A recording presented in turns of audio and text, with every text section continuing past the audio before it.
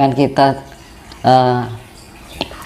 ini hasil yang sudah menjalani spiritual ya Mas ya. Hasilnya loh, omongan kata-katanya lebih rasional, ya kan? Tidak mengada-ada. Jadi terbawa halusinasi pikiran ini ora iso bukti kasunyatane secara logis. Itu loh. Ada ilmiahnya gitu. Ada prosesnya, ada pergerakannya. Jadi kayak gini ya, ini ora ngerti, ora iso njlentrehke secara ilmiah. Kan gitu. Kok padha karo semu. Mana ada ini ilmu Jawa ini ilmu kasunyatan ya kuwi Mas. Kan gitu. Ilmu Jawa ilmu kasunyatan. Nah, kembali ke sebentar. Nah, ini kan pertama tadi kan bagi siapa saja yang sudah memahami dan menjalani spiritualitas asli ini ilmu kuno. Cuma ini ditumbuhkan lagi dengan cara metode baru, bukan metode yang lama. Itu kita terapkan itu kan metode baru ben gampang mengerti gitu. Karena kondisi kan mungkin secara biologis kan perlu pati paham kan, ngerti ini pokoknya ngelakoni sesuai kasunyatan ngono tok ya. Iya toh. Tapi dengan sesuai petunjuk dari penglihatan Mas. Ya dirinya sendiri gitu. Iya, penglihatan kalau sudah mencapai indera ketujuh makanya anane aku iso mlebu kayu gung susu yang angin ini iso njlentreh iki gak mergo rusak gelaring jagat ini Mas. Tuh, jadi mempelajari setiap partikel semesta iki kinerjane apa to, piye. Jadi mempelajari organ-organ tubuh ki piye. Kinerjane piye kok iso dadi nyawa, iso dadi roh, iso dadi anu mergone piye sing tak jelaskan tadi. Itu fungsinya indera ketujuh. Jadi di dunia ini sebenarnya tidak ada yang maya, kabeh nyoto. Dibilang maya karena apa? Karena sesuatu yang keterbatasan indera yang tidak bisa menjangkau. Gak bisa menembus itu. Dibilang maya. Tapi akan menjadi sesuatu kenyataan jika kita bisa mampu melihatnya. Dengan cara apa? Ya, indera ketujuh itu tadi. Wujud hono tan kinira. Implikasi ilmu manusia terbatas, tapi implikasinya bisa tanpa batas. Itu arti wujud hono tan kinira seperti itu. Ilmu manusia terbatas, tapi implikasinya bisa tanpa batas. Itu ya namanya indera ketujuh sudah tidak terikat jarak, ruang dan waktu. Jadi so meneng tok ini so tekan crot. Pernah saya berkomunikasi dengan alien. Saya itu duduk ngopi duduk malam lampu tak mateni kabeh. Aku kan senengane kan karo nyawang lukisane eyang. Lukisan yang tak buat ini kan. Aku kadang nyawang karo lukisannya eyang gitu, karo rokok gitu, kadang ya dolanan HP. Itu terkontak dengan sendirinya tuh telepati ya, kontak ya kan. Nek wis mencapai tingkat itu kan peka, enek sing ngontak tek ngono. Waktu itu saya ketemu, jadi wujud alien loh. Jadi wujudnya kayak ngerti anu, kayak apa jenenge, baja hitam ya. Wis kayak ngono cuman rodok pendek terus dagune rodok anu. Lah aku ketemu, kamu di tempat gelap kan. Loh, kamu siapa? Kalau di itu kan dikontak terus saya datang kan. Kamu siapa? Dia cuma diam. Apa kamu yang sering disebut orang alien itu ya? Iya, kan bahasanya itu bahasa rasa Mas. Bahasa rasa itu bahasa telepati. Bahasa rasa itu aku merasakan apa yang kau rasakan, kau merasakan apa yang aku rasakan, itu bahasa rasa. Itu bahasa malaikat lah bahasanya. Nah makanya kan pengen ngerti bahasa anu ya kudu ngolah spiritual iki mau. Dan jadi komunikasi loh. Kamu apa alien yang sering disebut orang itu kan? Ya. Terus tujuan kamu kenapa kan? Dia memberi informasi. Ya duduk rokok gitu. Jadi kalau sudah anu tuh nggak usah perlu meditasi Mas, ngerokok itu bisa komunikasi gitu kalau sudah mencapai tingkat seperti itu. Nah terus, lah kamu tujuannya kenapa? Aku memberi informasi. ini ada revolusi besar-besaran di bumi ini. Terus manusia itu jahat ya, dia bilang ngomongnya kayak cah cilik ini. karena kasih ya, dia mengandalkan kasih, jadi bahasanya bahasa kasih.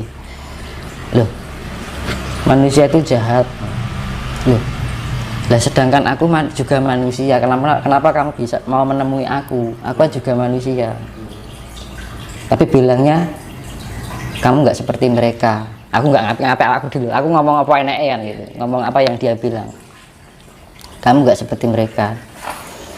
Oh gitu, terus cuman ngasih informasi itu aja.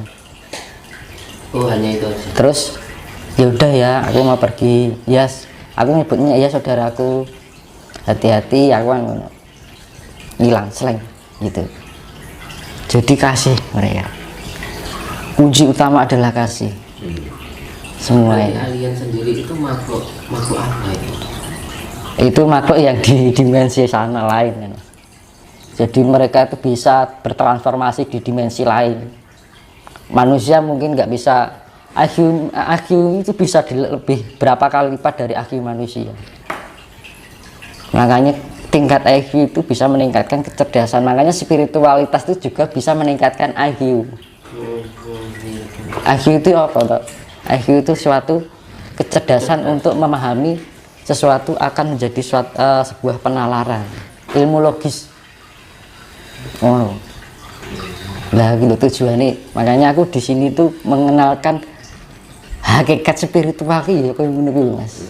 Jadi orang terus dikaitkan dengan hantu, terus dikaitkan dengan gaib. Ya pasti nanti akan berkaitan dengan itu. Tapi tujuan utama seperti itu untuk membangunkan potensi yang ada di dalam kita, biar kita menemukan jati diri atau identitas diri. Nah, wis nemu identitas diri, kita menemukan sejati ning jagat. Kan gitu.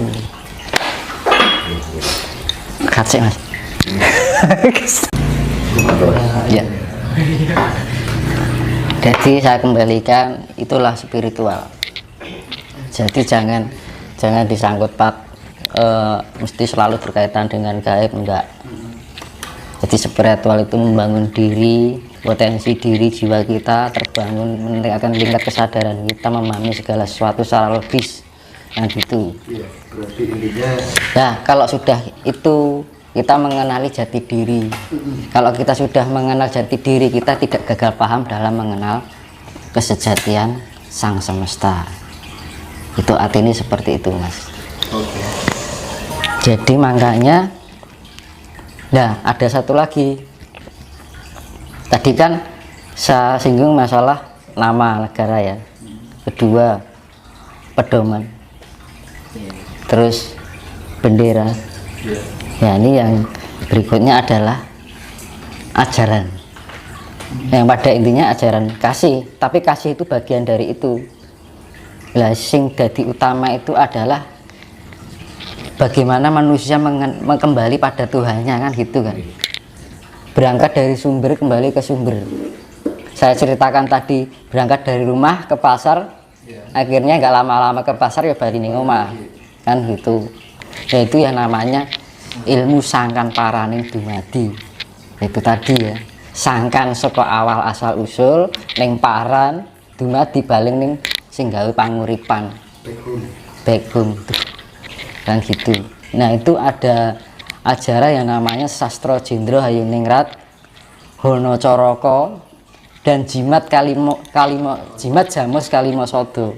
Dan gitu. Nah, Sastra Jendra Hayuningrat, sastra itu kan sebuah ibarat kitab ya. Itu tentang pengetahuan hidup yang ditumbuhkan dari olah spiritual seseorang. Akhirnya ditulislah dalam bentuk sastra. Jadi ini ilmu kuno. Jendra iki artinya raja. Raja iki yang diarani pangeran, sang maha pencipta. Kan gitu. Hayuningrat, Sastra Jendra Hayuningrat itu artinya Hamemayu Hayuning Bawono. Nah, yang saya jelaskan tadi dengan Hamemayu Hayuning Bawono, kita menemukan kedamaian. Diarani kita di saat itulah kita akan menemukan jati diri dan akhirnya menemukan atau manunggal dengan Gusti sing diarani ngilmu manunggaling kawula lan Gusti. Nah itu, ini saya penjelaskan soal jasa pengenalan Sastra Jendra itu sebenarnya itu, dan saya jelaskan yang dari sebelum-sebelumnya itu adalah Sastra Jendra Hayuningrat. Itu yang saya jelaskan sebelumnya itu termasuk pengertian dari Sastra Jendra Hayuningrat itu seperti itu. Nah kedua, Hono Coroko. Hono iki lak ono Mas, itu kan saya mengambil kan banyak orang pengertian ho ki artine ngene no artine itu memang ilmu otak-atik gathuk. Iya. Saya mengambil secara kuno wae. Digawe gampangan dijelaskan dengan metode sekarang, tapi yo itu maknanya seperti itu. Hono itu ono, jadi anane ono saka ora ono akhirnya wujud dadi ono. Iya Mas. Coroko cipta rasa lan karsa, bali meneh Brahma Wisnu Siwa, penciptaan, pemelihara, peleburan. Cipta rasa karsa itu adalah Trimurti, yaitu sifat Tuhan yang terbagi menjadi tiga yang sebenarnya adalah tunggal. Itu sifat kesemestaan. Nah makanya Trimurti ini dimanifestasi dalam wujud bentuk dewa adalah Brahma, Wisnu, Siwa. Itu sifat-sifatnya. Jadi di ngomong gue iki Brambang, iki Lombok, iki Uyah, iki Moto, sego tak dadekke dadi sego goreng. Ibaratnya kan ngono. Nah, jadi kayak racikan sudah menjadi sifat dari kesemestaan itu tiga tadi, terjadinya kehidupan.